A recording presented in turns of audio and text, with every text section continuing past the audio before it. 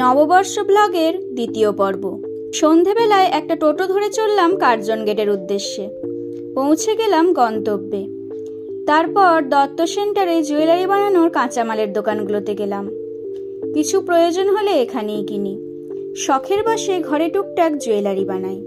দোকানগুলো থেকে মিষ্টি আর ক্যালেন্ডার নিয়ে মা আর আমি চলে এলাম কার্জন গেটের সামনে। এটা ছিল আজ সন্ধ্যার আউটফিট। হাঁটতে হাঁটতে পৌঁছে গেলাম চিনা 88 রেস্টুরেন্ট। অর্ডার করলাম crispy honey chilli garlic chicken.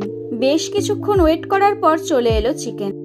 রেস্টুরেন্টের সুন্দর অ্যাম্বিয়েন্সটা এনজয় করতে করতে খাবার খেলাম। একটা স্লাইস কিনে চললাম বাড়ি।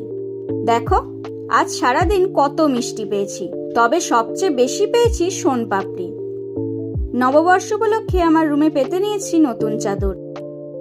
খুব একটা খিদে না থাকায় একটা রুটি, পনির আর দুটো মিষ্টি দিয়ে আজকের ডিনার সারলাম।